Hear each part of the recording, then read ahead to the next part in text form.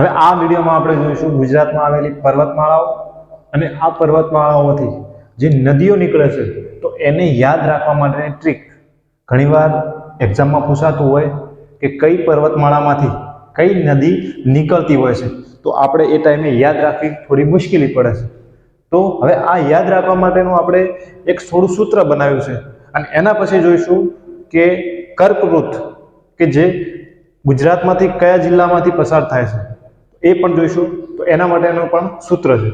તો પહેલા આપણે જોઈશું કે પર્વતમાળાની વાત કરીએ. તો હવે આ સૂત્ર આપણે લખીશું કે સૂત્રનું નામ છે અવિશાસ.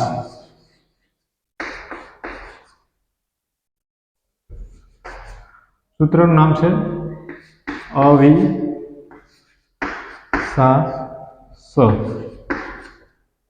આ રીતના તમારે જે નકશો છે એની બાજુમાં લખી દેવાનું અવિશાસ. અવિશાસ એટલે કે આપણી 4 પર્વતમાળાઓ છે કે જેની અંદર અવિશાસ એટલે એટલે કે અરવલ્લી.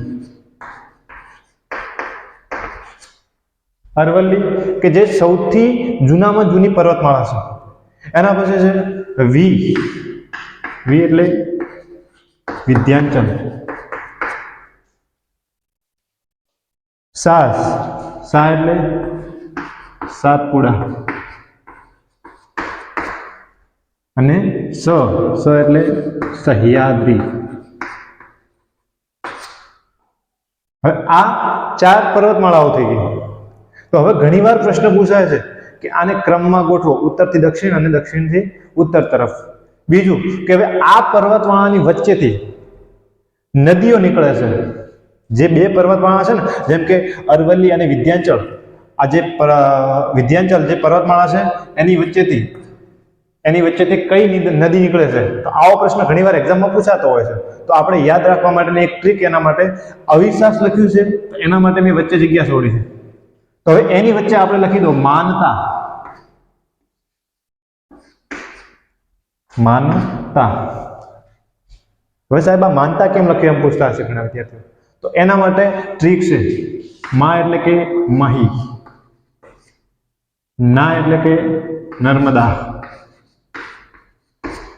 ને તા એટલે કે તાપી. આ રીતના યાદ રાખવાનું. અવિશાસની વચ્ચે માનતા લખી દેવાનું એટલે તમને સહેલાઈથી યાદ રહી જાય. તો અહીંયા જે અરવલ્લી કહેવાય ને, અરવલ્લી પર્વતમાળા છે, તો એને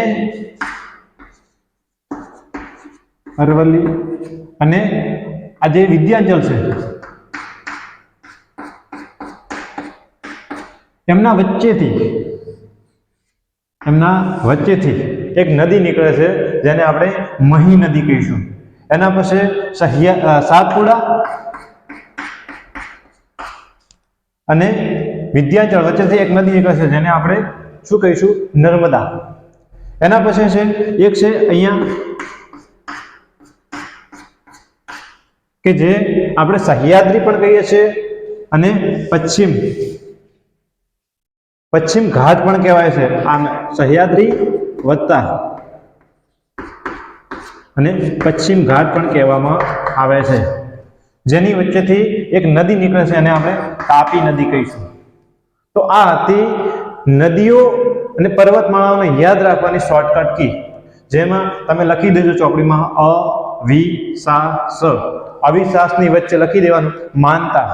હવે આ માનતા મહી, નર્મદા અને તાપી, તો એના ઉપર પણ એક લખવું હતું, લખી દીધું સમાનતા. એટલે કે ઉપરના ભાગમાં કઈ આવશે? સાબરમતી.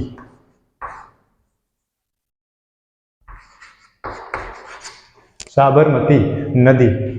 હવે આ યાદ રાખશો ને તો તમે આના આ નકશામાં ગમે તે જગ્યાએ ગોઠવી શકશો કે સૌથી ઉપર નદી કઈ આવેલી છે. તો લખી શકો સાબરમતી. અથવા તમને પ્રશ્ન પૂછાય કે ઉત્તરથી દક્ષિણમાં નદીઓને ગોઠવો, અથવા દક્ષિણથી ઉત્તરમાં નદીઓને ગોઠવો, અથવા એવો પ્રશ્ન પૂછાય કે પર્વતમાળાને, જે હારમાળા છે એને ઉત્તરથી દક્ષિણમાં ગોઠવો, તો તમે આમાંથી કોઈ પણ જવાબ આપી શકો છો. એના પછી જોઈશું હવે મિત્રો, જે ગુજરાતમાંથી કર્કવૃત પસાર થાય છે હવે આ કર્કવૃત ગુજરાતમાંથી પસાર થાય છે. કર્કવૃતને 23.5 ડિગ્રી ઉપર દર્શાવવામાં આવે છે. હવે આ કર્કવૃત છે ગુજરાતમાંથી પસાર થાય છે પ્લસ ભારતમાંથી પસાર થાય છે. તો ગુજરાતમાં કયા જિલ્લામાંથી કર્કવૃત પસાર થાય છે? ઘણીવાર આવા પ્રશ્નો પૂછાય છે. તો એ યાદ રાખવા માટે એક સૂત્ર છે, અ સા ગ મ પા ક. અસાગમ પાક. અ એટલે કે અરવલ્લી, સા એટલે સાબરકાંઠા, ગ એટલે કે ગાંધીનગર,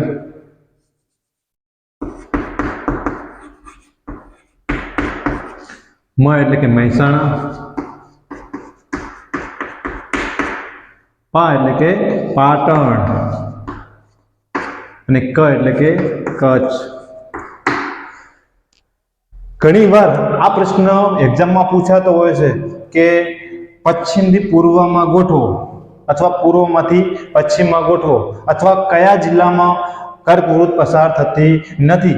આ વારંવાર પૂછાય છે. અની જગ્યાએ અમદાવાદ પણ આપેલો હોય છે. તો આ આપણે યાદ રાખવું પડશે. એના પછી મ પણ પૂછાય છે ઘણીવાર. મ એટલે કે મહીસાગર લખીને આપે છે ઓપ્શનમાં, તો તમારે એને ટીક કરવાનું થાય કે કયું ખોટું છે. તો મ એટલે કે શું થશે? મહેસાણા. તમારે આમ આવી રીતે ઊંધું લખવાનું, અ સા ગ મ પા ક. ઘણા વિદ્યાર્થી કહે કે સાહેબ ઓમ અસાગમ પાક ઓમ લખીએ તો એમ ના ચાલે.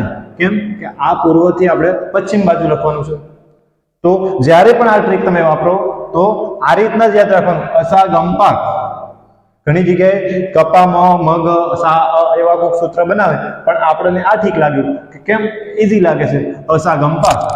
તો જે પણ આ 6 જિલ્લા છે, તો 6 જિલ્લામાંથી જે કર્કવૃત પસાર થાય છે તો યાદ રાખવા એટલે આ બહુ મહત્વની ટ્રીક છે.